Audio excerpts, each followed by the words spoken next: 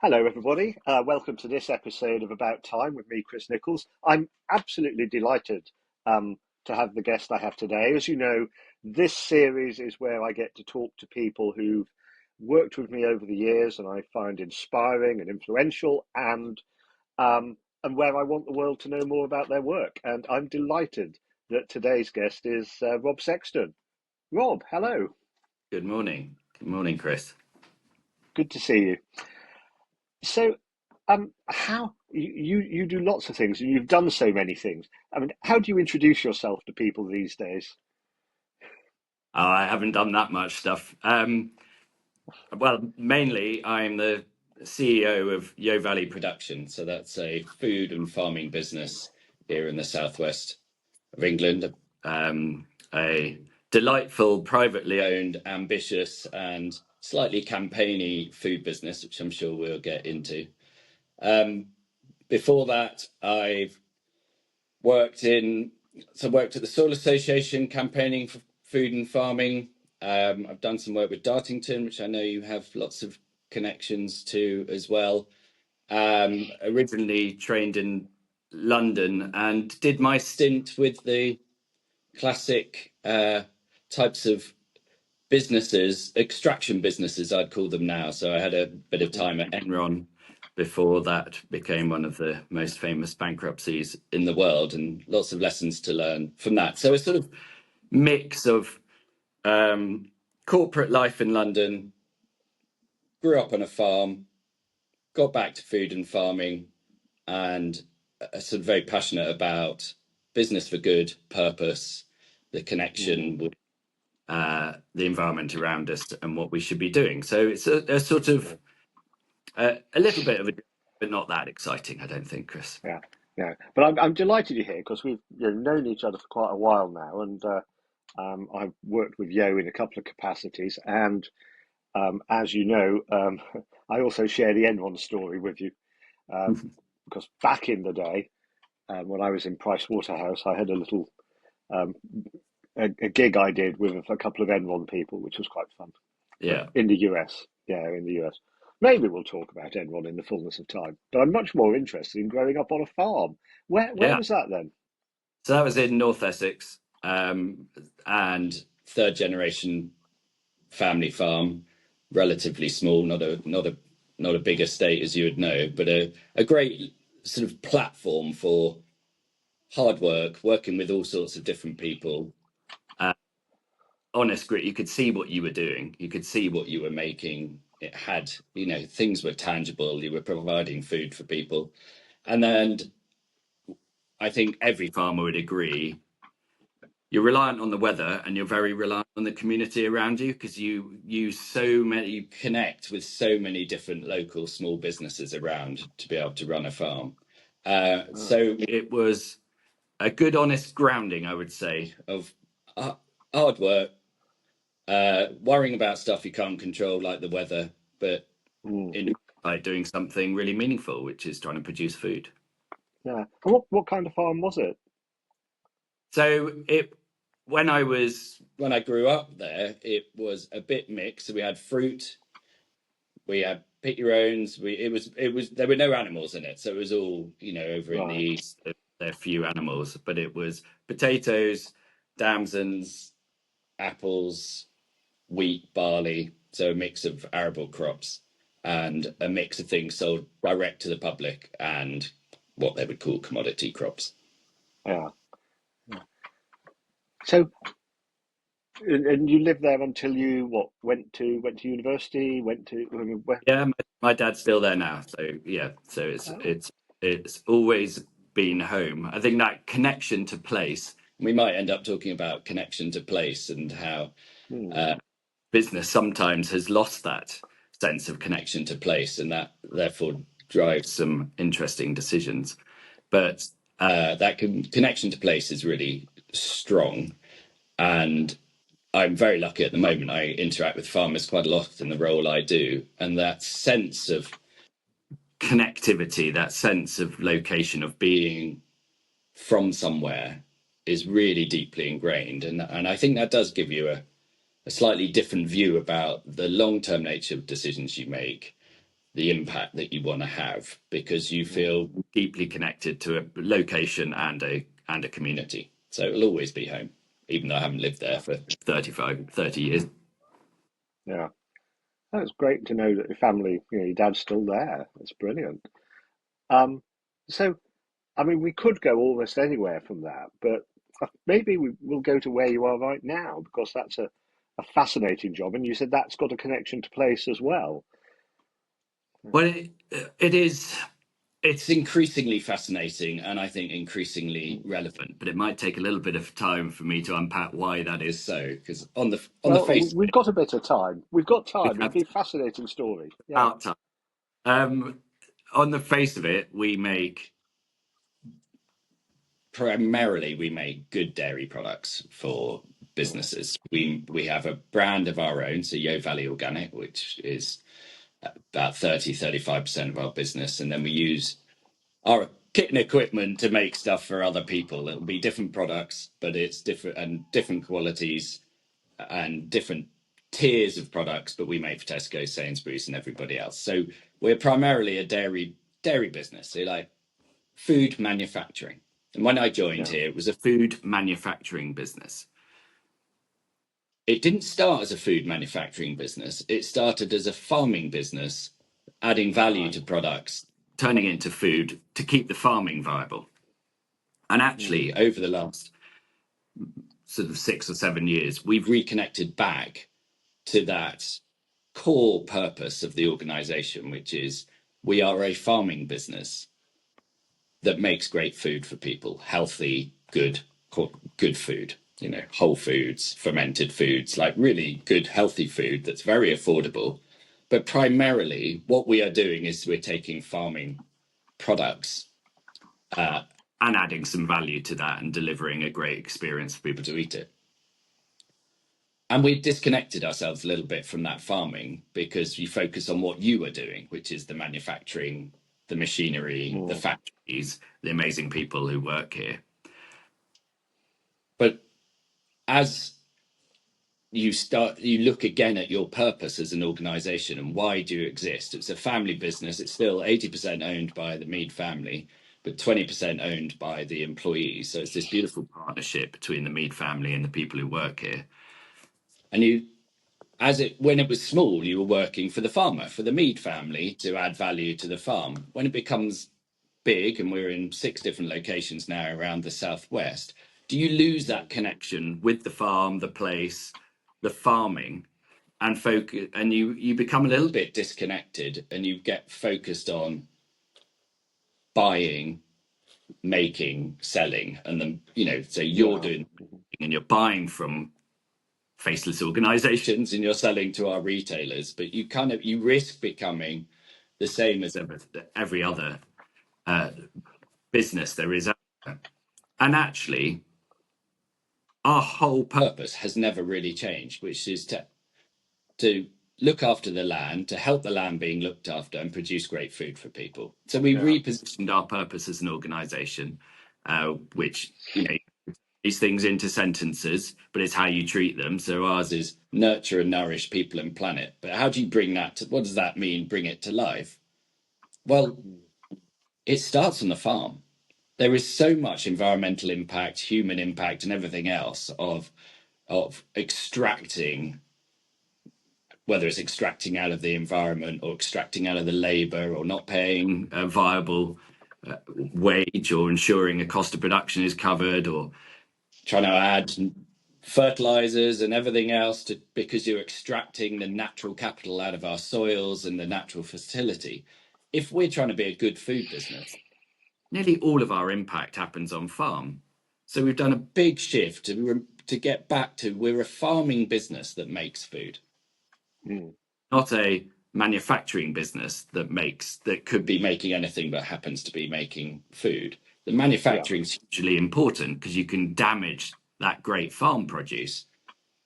But if we connect back with the farming, you will then look after that product all the way through the process. Make sure you're not adding the emulsifiers and stabilizers and glues and gums to turn it into what we would call a food-like substance or edible food-like substance, as Michael Pollan would call it.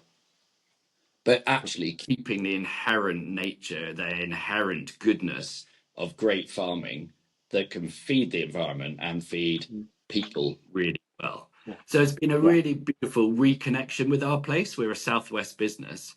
We now have our own, we created our own farming pools again rather than buying off the market, and reconnecting with the land. Now, now, you better We explain to people what that means, Rob, where you said creating our own farming pools. What on earth do you mean so that people listening to this can understand what you mean? Yeah. so we instead of buying our dairy ingredients, it's milk we're talking about, it's our primary ingredient, we're primarily a dairy business. We want to know who we're buying it from, Mm. and we want to support them to farm in a way that causes as little harm and extract and actually starts farming for life, so starts putting life back into our environment. So what that means is you set up and you work in partnership with a farming cooperative to get named farmers. We know who they are, they know who we are. We have a Christmas party together. We're not just buying off the market, we're not just buying. So we're in that shift. We haven't fully completed that journey, but we want to know every single bit of dairy ingredient, where it comes from, how the cows are farmed, the life they live, the environmental impacts. And so it doesn't mean you're chasing the cheapest, is basically what it means, and Yeah. buying off a number of suppliers who's going to give you the best price. And in fact, it's more expensive, but you are taking ownership of the impact of that farming on the environment, on the animals, on the climate, on ecosystems, on soils, and everything else. We're taking ownership and responsibility for that. Yeah.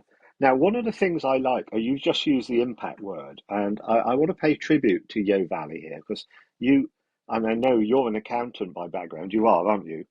Yeah, Um, but you also have a CFO who is a PhD scientist and is the chief impact and financial officer. This is a really unusual thing. It feels really important to me.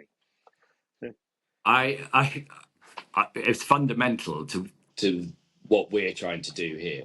So, and I was talking to somebody last week about where the future of NGOs and charities need to go and the role of finance in those organizations and how to, what is the future. And I think this is to me, I would say this, wouldn't I? But this is the future of finance and impact. Basically, it's about good decision making. yeah, And I don't understand how you can say you've got a chief sustainability officer and you care about the impact that you're having as an organization. And you have a chief financial officer and you care about your finances and your viability and your cash. But they're separate, and they're separate functions.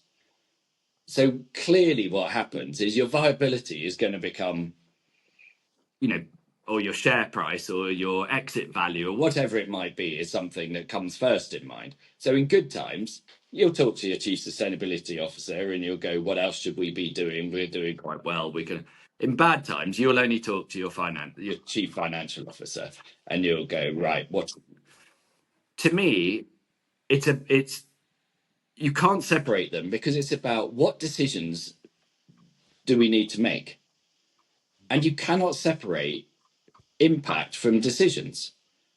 And so, a chief financial officer to me is helping you make long-term strategy and decisions based on your priorities, your resources available, whatever those resources may be, risk, your strategy, everything else. They are your business partner in that. But they have to then, in my mind, be also account telling you and the impact of those decisions. They have to be one and the same.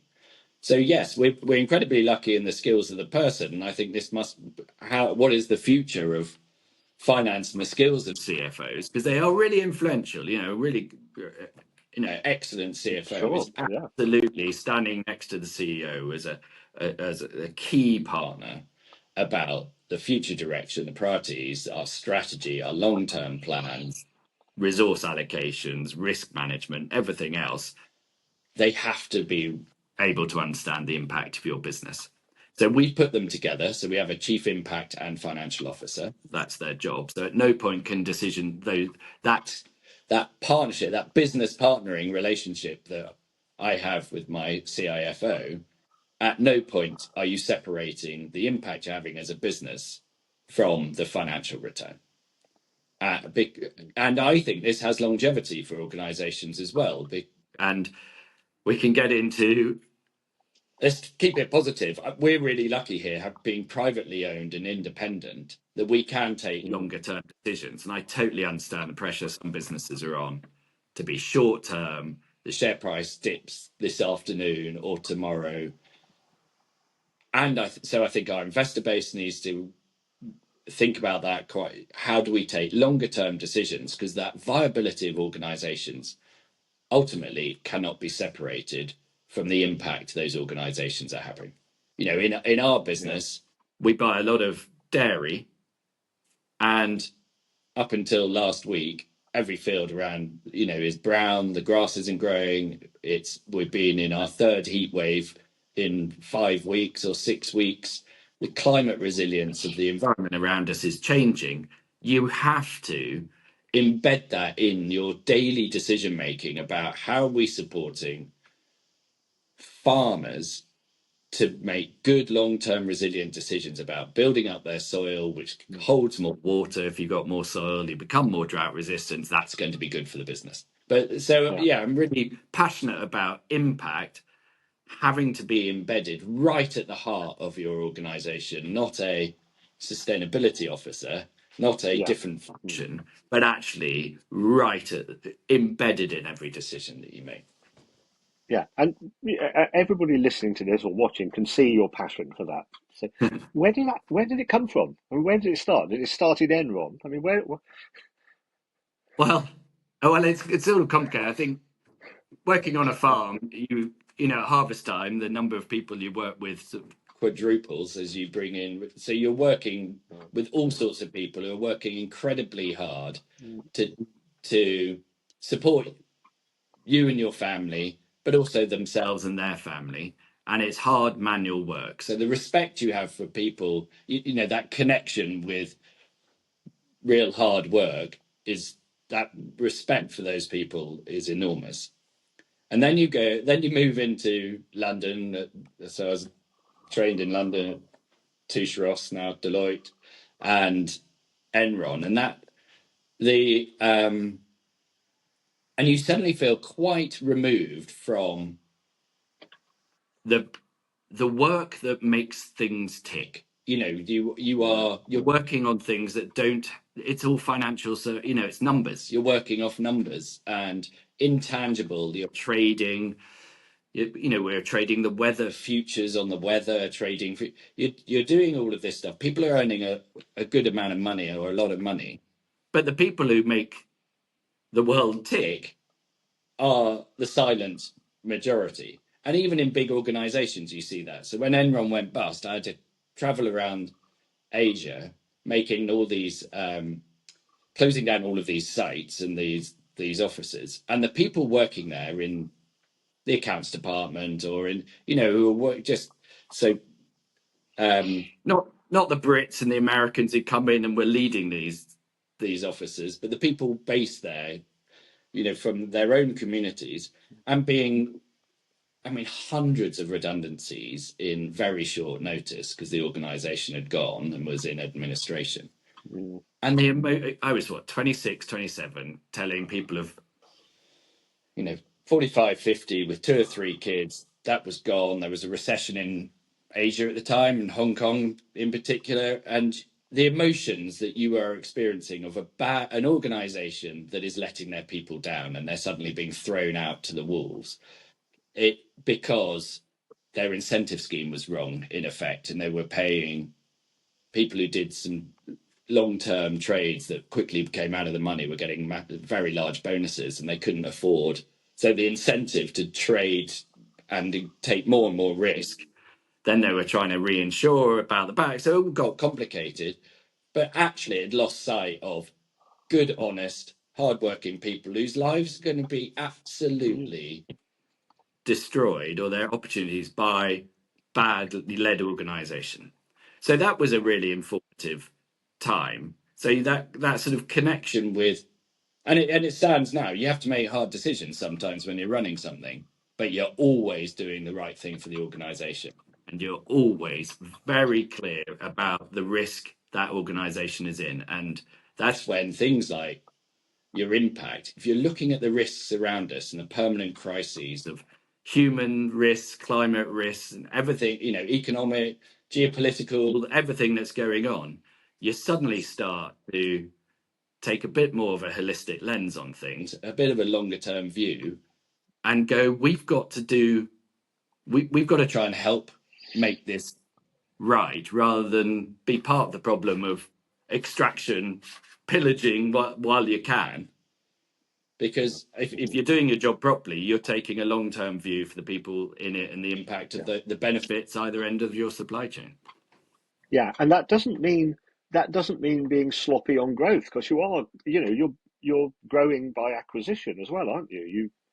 And diversification. You're doing all kinds of things.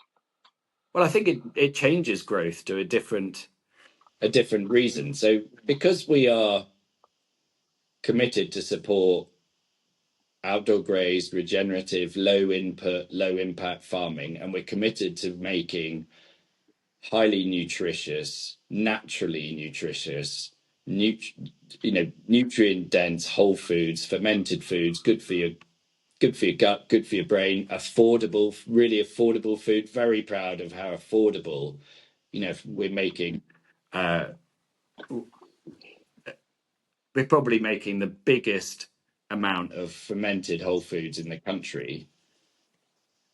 That is in every single store across the UK. You can access it everywhere.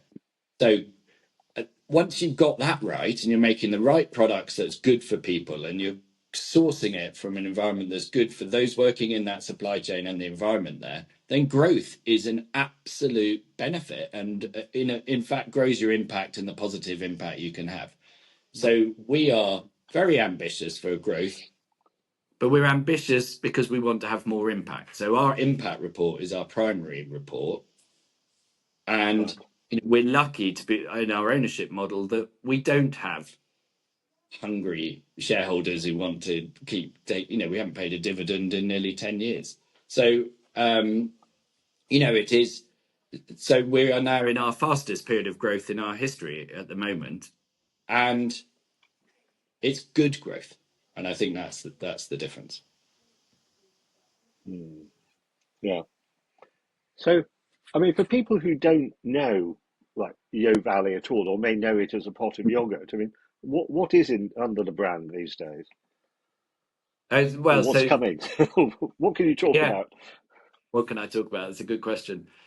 Yes, there's two elements to our business. So there's the brand, Yeo Valley Organic, and then there's all of our customers that we work with and make products for. On the brand, so Yeo Valley Organic brand, again, I think quite visionary. 30 something years ago, it was like, we believe in a certain type of farming system, a low input farming system. We're only going to put our name on something that stands for the inherently regenerative, inherently low impact, Yeah. best type of farming. So it's, and we haven't done it to make more money. We're trying to do it at a very affordable price. So we're competing directly with products that don't pay that extra to farmers for not taking shortcuts.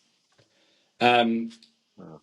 and it was dairy, but our own farms that are own, our owners are farmers. Don't forget, and they still farm every day. Mm.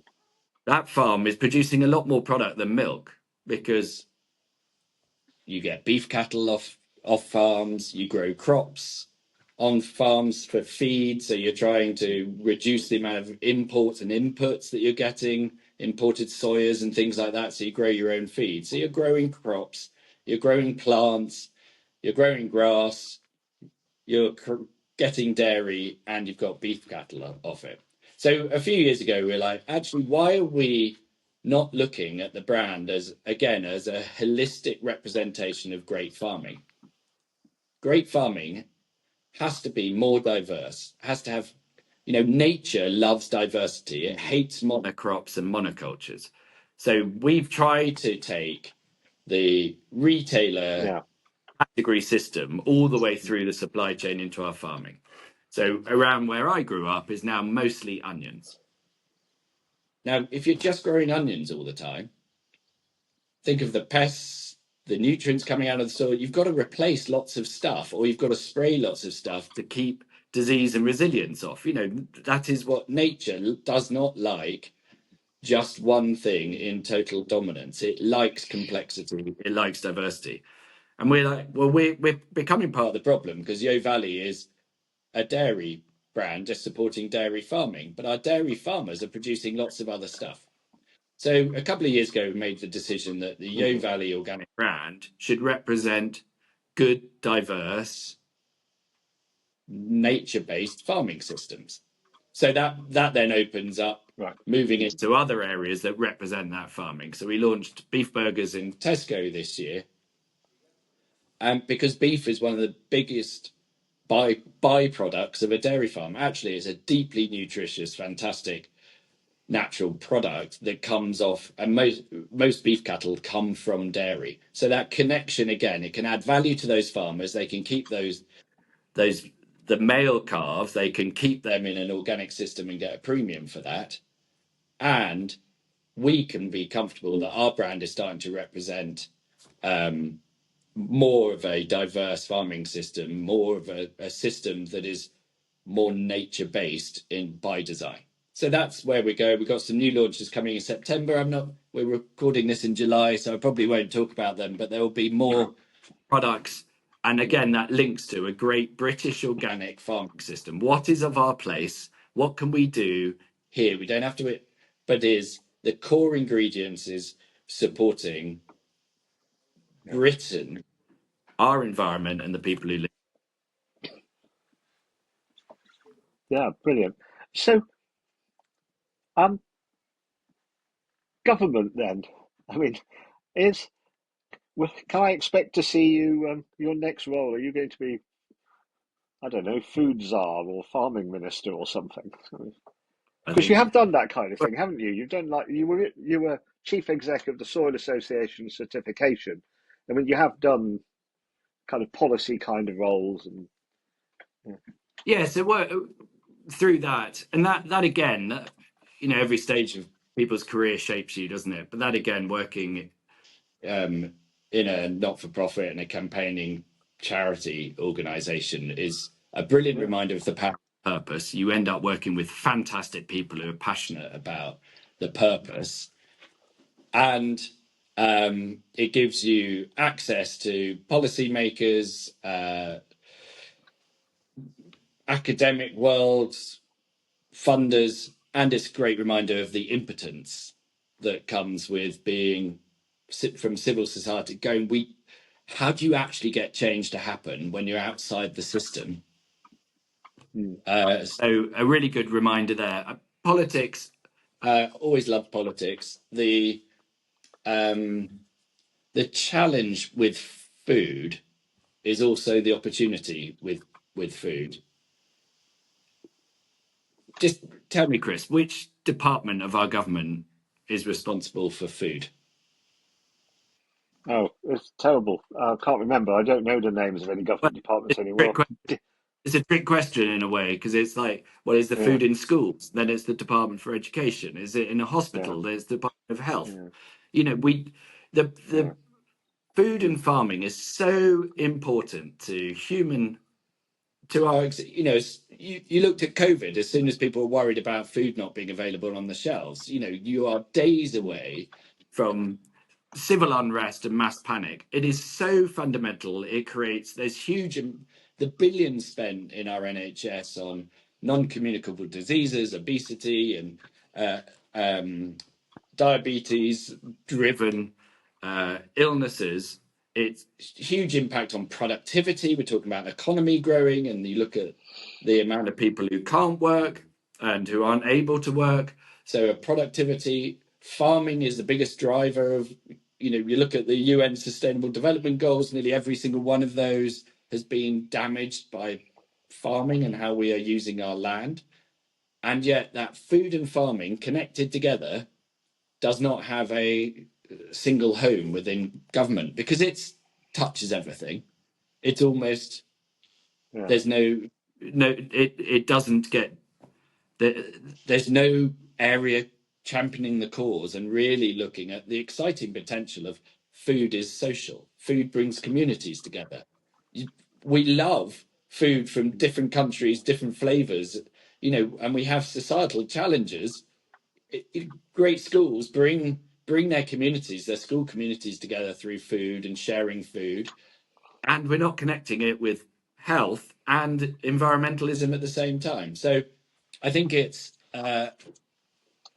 Yeah. I think it where I am at the moment, we are trying to change the system from the inside a little bit. We're a big supplier partner to the major retailers and showing you Yeah. can do things that takes care of end to end and be a viable large scale supplier to our retailers. So let's try and show what is possible within the system until maybe government and Daniel Zeigner, just who is Minister for Food Security, so almost got food in there, but food security did do an announcement last week, which was the first time where it was education, health, enterprise, and DEFRA, Farming and Rural Affairs, launching something together. There's not much substance behind it at the moment, but actually, Yeah. here we go. The connected. You talk about systems a lot and the interconnectivity of everything. Systems, Chris. Well, Mm. maybe it's starting. Maybe it's starting. Yeah, because on a previous podcast, it was only a week or so ago, we had Sedi Frederick, who is a chair of an integrated care board in the NHS, and he runs various, well, he is a leader in various health charities, particularly around health inequality, you know, and there's very little of that is to do with hospitals or doctors. It's to do with, Yeah, you know, when Sedi talks about health inequality across his ICB, just down the length of one motorway, the life expectancy differs by about 15 years from one end of the motorway to the other. Um, and that's down to housing, the kind of work, the kind of food. It's not down to just numbers of dentists and GPs. yeah, It's yeah, massively interconnected. Yeah, yeah. and it's also massively difficult, I guess, for politicians to go, my God, it's all connected. But there Right. are some signs that things are, you know, Yeah, some systemic policy work is happening. yeah. Mm. That's encouraging if you're seeing some. I think it's really hard because, like with businesses, like we talked about with sustainability and finance, it you can create a nice structure by compartmentalizing things and going, you do that, you do that, you do that, you do that. And it's a bit like farming. And it's your entire life's work, I think. And it's like that doesn't work because everything is connected.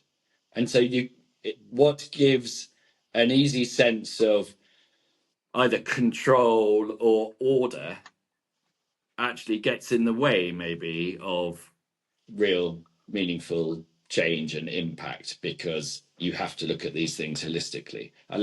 There's a country in Scandinavia, I can't remember which one, so I won't even say which one, but I think their Department of Health is also their sports ministry because they've put sport and health together, for example, so that all their hospitals have playing fields and you know, tennis courts and things for the community because they're trying to prevent ill health rather than trying to treat ill health. So, there are pockets of it, but it seems very hard for humans to resist the temptation of putting something in a box and going, well, you look after that bit and you look after that bit. Yeah, brilliant. So, Rob, I guess we're on about 35 minutes, and before you go, um, when you look at, I don't know, the global tipping points or planetary boundaries, the state of the world, you know, um, you've been working in in trying to improve things in this for a long time. Um, uh, how do you? I mean, how does it look to you now? And are you more hopeful, less hopeful? I mean, where are you?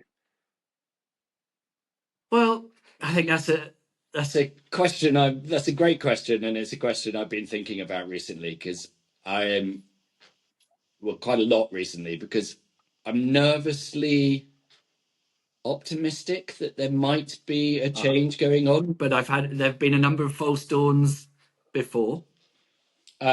There is so from a food angle, there's definitely increasing cynicism about what our big food companies are putting in our foods and feeding us. It is one of the um, great side benefits of our social media, and there are many downsides to it, but one of them is this transparency, and people starting to question why are these modified starches and diglycerides, what are these things doing, why are they in our food, what is the impact that that has on us. So we've seen a really good rise in interest about natural health, gut health, the connection between gut and brain health and mental health and well-being. So there's definitely a shift going on, and you're starting to see that shift in the market as these products are in good growth. So natural healthy products seem to be in good growth across the board. There is a caveat to that. If you go where you end up with some of these uh, magic cures. So what is going to happen with GLP-1? So the obesity drug. So GLP-1 is the active ingredient, I think. But where so I think that could provide great benefits for the health service because there's nothing good for humans about excess weight. I think it impacts every single health outcome negatively. So I think it could help with affordability of some of our healthcare, but it will have knock-on consequences because there's early signs. Does it have kidney challenges? As soon as you come off it, what happens? How do we get to not looking for a magic cure, but a better food culture as a whole? So there's ups and downs, but I'm cautiously optimistic actually that there seems to be a rising interest in what is in our food, where is it coming from, which I think can only be a fantastic thing. And then I was at Groundswell, Yeah. which is a regenerative farming conference the other day, and there's a rising interest in farming with lower impact, using negative impact, using fewer inputs, farming more in harmony with nature, biodiversity, nature-based farming.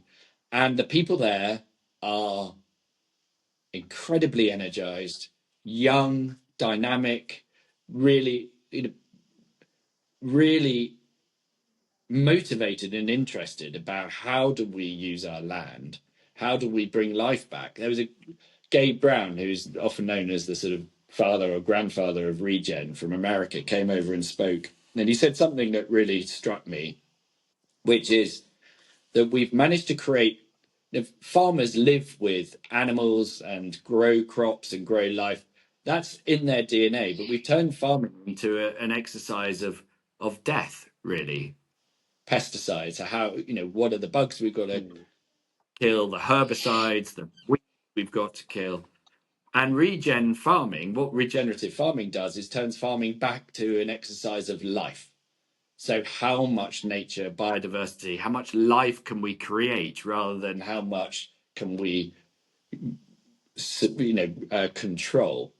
And that for the happiness, and he was saying, and that is just brings joy back to the world of farming because you're not being pressurized by the system to kill everything. You're being pressurized, a good regenerative supply chain. You're being, if there's any pressure, it's to create more life, bioabundance, and everything else. And that brings joy and noise and birdsong and everything else that's back to it. So you could feel the joy coming back into what has been quite an abused system for quite a long time. So I'm trying to not be naive, and at the same time, I'm probably as optimistic now as I've ever been, Chris. Well, Do you know, that's probably a brilliant place to leave it, Rob, because um, I was at the Global Tipping Points conference, and there's at Exeter University a couple of weeks ago, and there's, of course, there's lots of bad news, and there's also positive tipping points. And I know people working in dozens of areas that are doing really good work around positive tipping points. No, it's not enough, but there's grounds Yeah, for, yeah, yeah. you know, there's Well, grounds for optimism in that, but not for complacency, Yeah. but it's definitely, let's bring. I think environmentalism and it has been a bit and had to be a bit doom and gloom and a bit action. But let's Mm, that can be exhausting. And actually, the people who are trying to do the right things need energy, positivity, and a bit of joy back in their lives. And you mm. can feel it. And I think it's coming. So I think that lightening it up and making it a celebration of life and our future feels a much more positive way to do things to me. Yeah. Brilliant. Rob, let me say a couple of words to close the episode, and I'll come back to say thank you to you properly. So, everybody, thank you for watching and for listening. It's been brilliant to have you at this episode. As you know, there are plenty of links. I mentioned a link to Sedi Frederick's podcast, but there are others. We had Sue Pritchard on here just the other day from the Food, Farming and Countryside Commission. There will be other links as well. Oh, we had Giles Hutchins, of course, on regenerative work. And it's so I encourage you to look at the links and browse some of the other podcasts. They're all really interesting with great people. Rob, including you, thank you so much for being with us today. It's a pleasure to know you, and it's brilliant to have had you for this episode. Thank you so much, Chris. Really enjoyed it. Nice to talk.